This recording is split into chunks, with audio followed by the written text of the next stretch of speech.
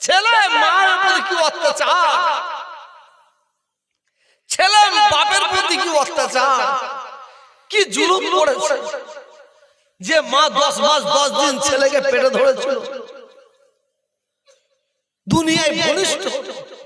জানেন, যদি কোনো মা, যদি কোনো মহিলা বাচ্চা হবার সময় যদি মারা যায়, আল্লাহ তাআলা ওই মাটাকে একটা শহীদের দরজা দান করে দেন।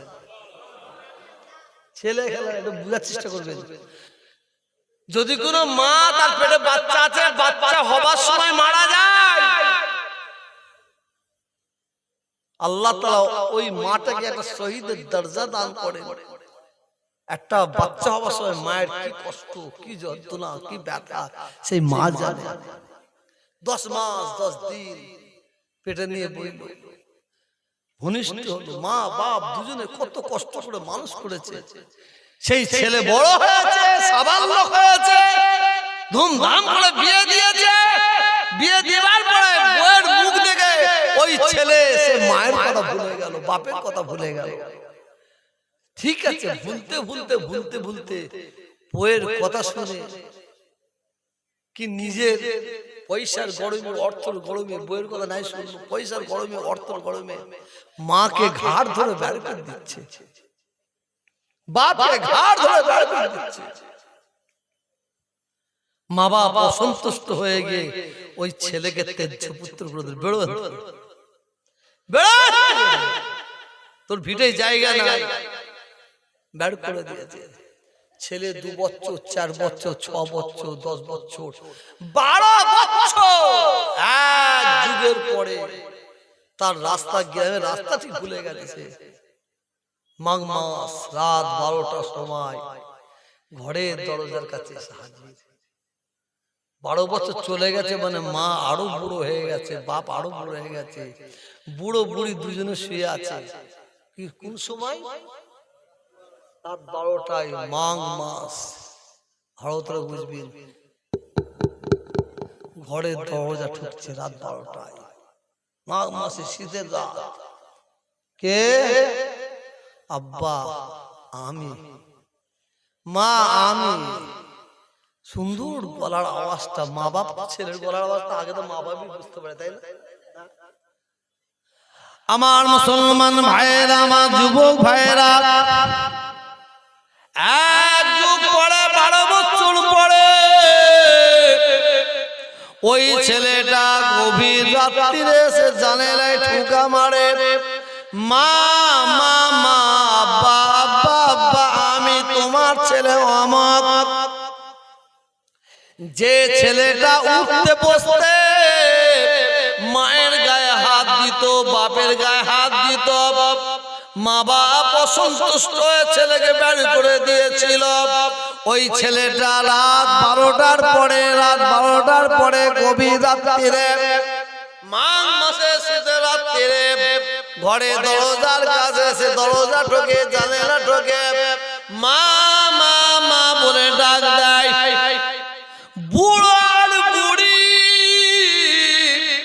বাচ্চার গলার আওয়াজ পেয়ে গেছে, ছেলের গলার আওয়াজ পেয়ে গিয়ে হুড়মুড় করে উঠতে গিয়ে খাট থেকে নিচুই পড়ে যায়। তাড়াতাড়ি উঠে পড়ে ঘরে দরজার খিল খুলে ফেলে। মা বাপ দুজনে দাঁড়িয়ে আছে দরজার কাছে। ওই ছেলেটা, যে ছেলেটা উঠতে বসতে মাকে কষ্ট দিত, বাপকে কষ্ট দিত, মায়ের মনে দুঃখ দিত, বাপের মনে দুঃখ দিত, মা বাপের চোখ দিয়ে পানি বেরোতো, এত অত্যাচার জুলুম করত। ওই ছেলেটা গভীর রাত্রিরে মায়ের পা দুটো জড়িয়ে ধরেছে, বাপের পা দুটো জড়িয়ে ধরে, আম্মা ও মা, ও মা, ও আব্বা, আমি তোমার ছেলে, আমি ভুল করে ফেলেছি, আমি অন্যায় করে ফেলেছি, মা মা মা, আমাকে মাফ করে দাও, দাও আব্বা আব্বা আব্বা, আমাকে মাফ করে দাও। মা বাপের পা দুটো জড়িয়ে ধরে যখন অঝর নয়নে কাঁদে ওই বুড়ো আর বুড়ি, মা হাত ধরে দুজনে বুকের মধ্যে তুলে নেয়। ছেলের এ গালে চুমা দিতে আরম্ভ করে, ও গালে চুমা দিতে আরম্ভ করে। চুমা দিতে দিতে দিতে দিতে মা বলে, বাবা তুই তো আমার ছেলে, তুই ভুল করে ফেলেছিস, অন্যায় করে ফেলেছিস, তুই তো আমার ছেলে, আমি তোর মা, তুই তো আমার ছেলে, আমি তোর বাপ, আমি কি তোকে মাফ না করে থাকতে পারি বাবা? আয় আয় আমার বুকে আয়, বুকে জড়িয়ে ধরে মা বাপ ছেলেকে আল্লাহর রাস্তায় মাফ করে দেয়। আপনাদের কাছে আমার এই প্রশ্নটা এখনো করিনি, শুনেলেন? এবার প্রশ্নটা রাখছি, বলুন বলুন আপনারা সকলে আল্লাহকে সাক্ষী রেখে বলুন, মায়ের মনে বাপের মনে এত দয়া কে দিয়েছে? একটু জোরে বলুন। মায়ের মনে এত দয়া, বাপের মনে এত দয়া কে দিল? জোরে বলুন কে দিল?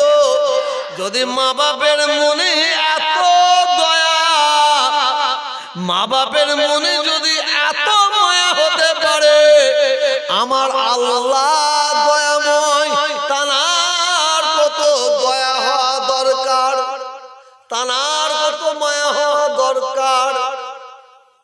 মনোযোগ দিয়ে শুনবেন। মা বাপ ছেলেকে হারিয়ে ফেলেছিল 12 বছর পরে, 12 বছর পরে হারানো বাচ্চাকে ফিরে পাওয়ার পরে মা বুকে তুলে না আমার রব্বুল আলামিন আল্লাহ তাআলা আমার হারানো, আমার আল্লাহর হারানো বান্দা বান্দিকে ফিরে পাওয়ার পরে, যে আমার আল্লাহর বান্দা বান্দি চুরি করে, ডাকাতি করে, ফেরেববাজি করে, চিটিংবাজি করে, মদ খায়, ডাকাতি করে, খুন করেছে, যে আল্লাহর বান্দা বান্দি নামাজ পড়লো না, রোজা রাখলো না, হজ করলো না, যাকাত দিল না, আল্লাহর নাফরমানি হিসাবে সারা জীবনটা চালিয়ে দিয়েছে, ওই আল্লাহর বান্দা বান্দির মনে একদিন ভয় এসেছে, একদিন ডর এসেছে, আল্লাহর খাপ এসেছে। আল্লাহর কাছে 1 কোটি নয়, 1 লাখ নয়, 1000 নয়, 100 নয়, একবার আল্লাহর কাছে চোখের পানি ফেলতে ফেলতে আল্লাহর কাছে মাফ চেয়েছে, আল্লাহর কাছে অন্যায় স্বীকার করেছে। আমার রব্বুল আলামিন বান্দা, আমার রব্বুল আলামিন আল্লাহ বলেন, বান্দা তোর মা, তোর বাপ, তোর মায়ের প্রতি অত্যাচার করেছিস, বাপের প্রতি জুলুম করেছিস, মাকে কাঁদিয়েছিস, বাপকে কাঁদিয়েছিস, মায়ের গায়ে হাত দিয়েছিস, বাপের গায়ে হাত দিয়েছিস, এত অত্যাচার করার পরে তুই যখন তোর মা বাপের পা দুটো ধরিস, তোর মায়ের মনে এত দয়া হয়ে যায়, তোর বাপের মনে এত দয়া হয়ে যায়, তোর মা, তোর বাপ তোকে বুকে নিয়ে কোলে তুলে নিয়ে তোকে মাফ করে দেয়। আমার আল্লাহ বলেন, আমার হারানো বান্দা বান্দি, আমার হারানো বান্দা বান্দি তারা যখন ফিরে আসে, দুনিয়ার যত অন্যায় কাজ থেকে, গালিস কাজ থেকে ফিরে এসে আমি আল্লাহ আমার দরবারে তওবা করে মাপ চাই। আমি আল্লাহ থাকতে না পেরে আমি আল্লাহ আমার ওই বান্দা বান্দিকে আমি আল্লাহ আমার কুদরতি বুকে তুলে নিয়ে থাকি।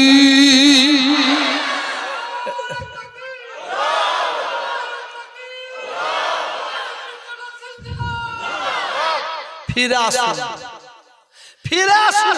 অনেক হয়েছে, দুনিয়ার অবস্থা খুব খারাপ। বিশ্বাস করুন, আমি আপনাদের ভয় দেখাতে এখানে আসিনি।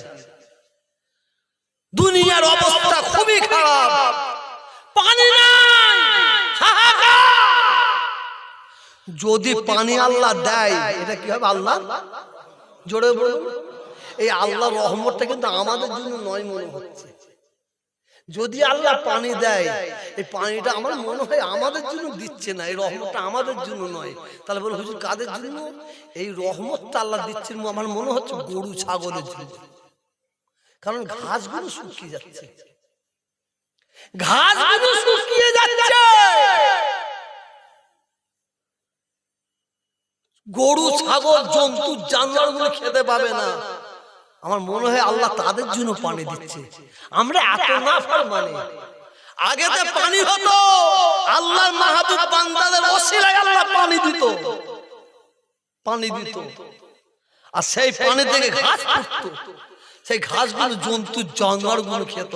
আর এখন পানি হচ্ছে জন্তু জানোয়ারদের জন্য, সেই পানি এখন আমরা খাচ্ছি, আমরা খাচ্ছি।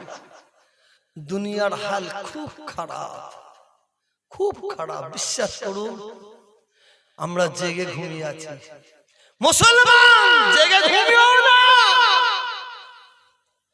জেগে ঘুমাওনি খবরদার, দুনিয়া শেষ হয়ে যাবে, ধ্বংস হয়ে যাবে। আমার কিন্তু আপনাদের একবার ডাকার দরকার পড়েছে, একবার ডাকার দরকার পড়েছে। আজ নয়, 2 মাস 4 মাস 6 মাস পর একবার ডাকবো। আপনারা এখান থেকে আমাকে জবাব দেবেন, আপনারা আমার ডাকে সাড়া দেবেন? জোরে বলে ইনশাআল্লাহ। একটু হাতের ইশারা করে দেখান, এই তোমরা একটু তুলে নাও, হাত নামাবেন না। আল্লাহ আপনাদের হাতকে কবুল করে নেন, বলুন আমিন। একটু জোরে বলুন আল্লাহুম্মা আমিন। একদিন কিন্তু আমি আপনাদের ডাকবো। অনেকে মনে করেছে তহা হুজুর ওই ঘুমিয়ে পড়েছে, ঘুমিয়ে পড়েছে। ইনশাআল্লাহ ঘুমাইনি, সেটা আপনাদের লেগে জেগে আছে, আর দেখাবো আমি ইনশাআল্লাহ। জোরে বলি ইনশাআল্লাহ। নারে তাকবীর, হাত নামান। একবার ডাকবো আপনাদের, মানে মাঝে মাঝে লাড়া দিতে হবে। কত বসেছেন না, মানে অনেকে মনে করছে মুসলমানরা এরা হচ্ছে বলির পাঁটা, আমাদের বলির পাঁটা করেছে, যেদিকে হাঁটাবে সেদিকে। অত সহজ নাই, অত সহজ নেই। সে সময় আসলে কিন্তু ডাকবো ভাই। মুনাফিকি কেউ করবেন না, বেঈমানি কেউ করবেন না। আর আপনাদের সঙ্গে বেঈমানি করার আগে যেন আল্লাহ আমার মওত দিয়ে দেন, এই দোয়াটা চেয়ে নেবেন মসজিদে নামাজ পড়তে পড়তে। কেন কিছু কিছু মুসলমানকে, কয়েকটা, বেশি না, 2-3টে মুসলমানকে এই বাংলায় ছেড়ে দেওয়া হয়েছে। আমি বলি দিচ্ছি, আমাকেও কন্ট্যাক্ট করা হয়েছে, আমাকেও কন্ট্যাক্ট করা হয়েছিল। আমি না না না, सिर्फ पत्थर चिपा के मर जाएगा, घास नहीं खाएगा। আমার কওমের বুকে আমি ছুরি দিতে পারবো না ভাই, আমি ছুরি চালাতে পারবো না। আমার মুজাদ্দেদ জামান দাদা হুজুর, তার ছেলের ছেলে আমার রক্ত আছে, আমি বেঈমানি করব না। আমি মানুষ, মুসলমানের মানুষের সঙ্গে বেঈমানি করব না। 2-1টা মুসলমান নেতাকে ঠিক করা হয়েছে, তুমি যেতো আর হারো, তোমার দেখার দরকার নেই। তুমি অমুক অমুক জায়গায় গিয়ে মিটিং করো, আর অমুক অমুক জায়গায় গিয়ে প্রার্থী দাও। সব মুসলমান জায়গায় প্রার্থী দাও, তাহলে কি হবে? মুসলমানের ভোটটা 2টো দল হয়ে যাবে। আর কোরআন পুরানো, মাদ্রাসা ভাঙা, মসজিদ জ্বালানোর দল, তাহলে ভেতরে ঢুকবে। কিছু বুঝতে পারছেন আমি কি বলছি? বুঝতে পারছেন? এই ধরনের বেঈমানি করার আগে যেন আল্লাহ আমার মওত দিয়ে দেন, দোয়া চাইবে। কি হবে? টাকা পয়সা, এটা আমার কি হবে? আমি তো বহু জায়গায় বলি, আপনাদের ওই বাড়িটা কার বলছে আমার, ওই গাড়িটা কার বলছে আমার, এই 100 বিঘে জমিটা কার বলছে আমার, ওই বড় কারখানাটা কার বলছে আমার, ওই 30 তলা বিল্ডিংটা কার বলছে আমার। আর একটু জঙ্গলের দিকে আঙুল বেরিয়ে বলছে কর্মস্থানটা কার বলছে সবার। কিছু বুঝতেছেন না? যেটা হলো আমার, ওইটা হচ্ছে সবার।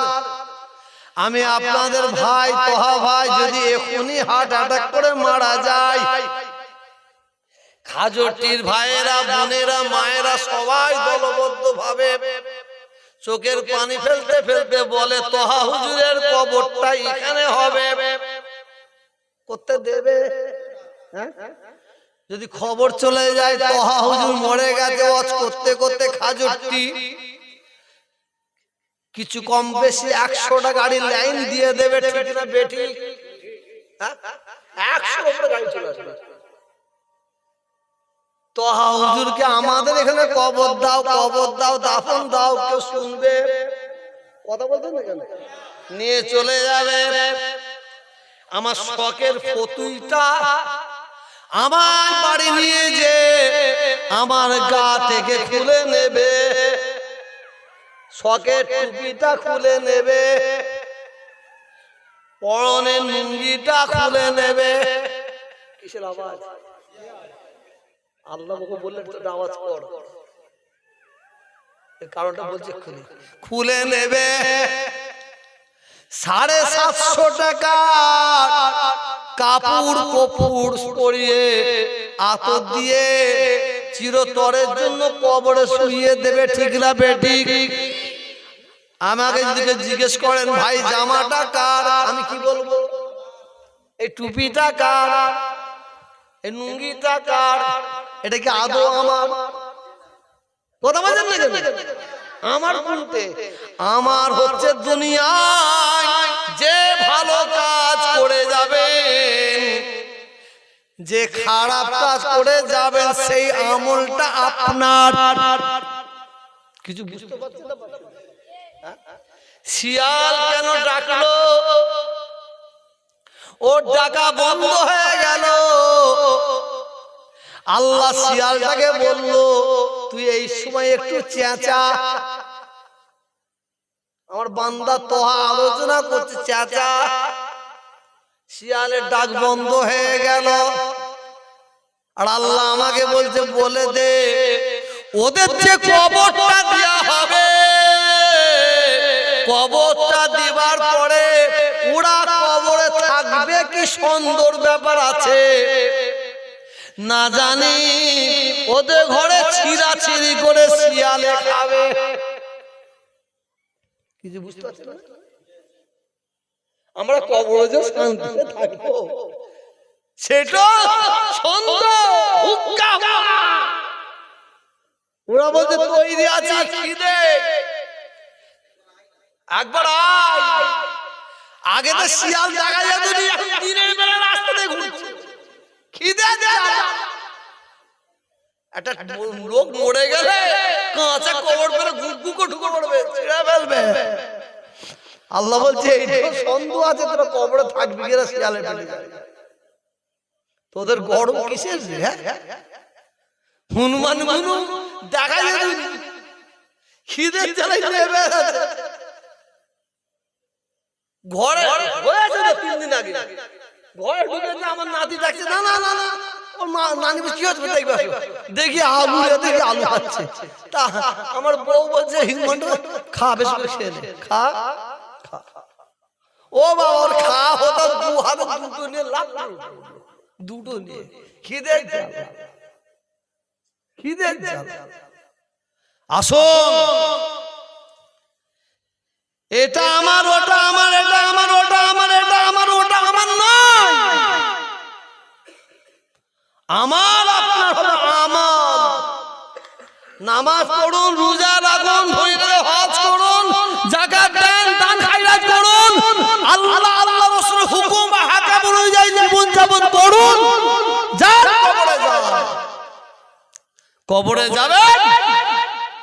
শিয়ালের বাবার ক্ষমতা নাই, আল্লাহর জান্নাতের দরজা খুলে দেবে, সুড়ঙ্গ হয়ে কবরে জান্নাতি হাওয়া কিয়ামত পর্যন্ত পাবেন। আল্লাহ নাফরমানি করবেন, কবরে যাবেন, জাহান্নামের দরজাকে খুলে দেওয়া হবে, সুড়ঙ্গ করে দেওয়া হবে, জাহান্নামের আগুন কিয়ামত পর্যন্ত আপনার কবরে পৌঁছাবে। আল্লাহ আমাদের সবাইকে হেফাজত করুন। একটু জোরে বল আল্লাহুম্মা। আমি আবার বলছি খুব দুর্দিন,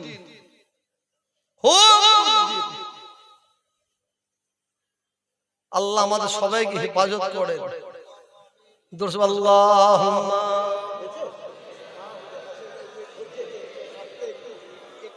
শরীর ভালো নাই, এই ইমাম সাহেব গেল ইমাম সাহেব আমার পাশে বসছিল, কি নাম? ও সুলাইমান সাহেব, আমি হার্টের রোগী, আমার অবস্থা খারাপ, শুধু আপনাদের মহব্বতে আসি। আর এখানে শুধু আপনাদের মহব্বত আসেনি, আমার বাপের গুজা মারাতে এখানে আসে। আমার বাপের গুজা মারানো বুঝতে পারেন না, কত বুঝতে না। আর কি কান খুলবে, আল্লাহ নবী দাঁত ভেঙে দিয়েছে, বলুন সুবহানাল্লাহ।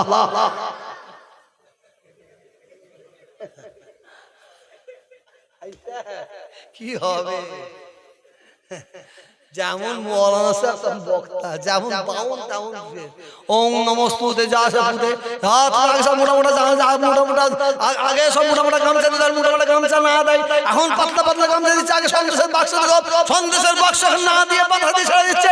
আগে দিতে 1 টাকা দাঁড়িয়ে 5 টাকা 10 টাকা লোট, এখন টাকা পয়সা ছেড়ে দিচ্ছে। এই হচ্ছে কি আর করব। যত মন্দির বাড়বে তত বাউনের পেট ভরবে, যত মসজিদ বাড়বে ইমামদের পেট ভরবে, যত ওয়াজ বাড়বে আমাদের মতন হুজুরদের পেট ভরবে। আপনাদের কি হবে? এত ওয়াজ করার পরে বলছে আল্লাহ নবীর দাঁত ভেঙে দিয়েছে, বলছে সুবহান। বাচ্চারা বাচ্চাদের মধ্যে চালিয়ে দিচ্ছে, কি করবে? 5 জন বসে আছে বড় লোক, একজন বাচ্চা, একজন বাতকম্ম করে কে হলো ফচকে, ও যে ফচকে মাল হিরাই, কথা বুঝতে পারছেন না?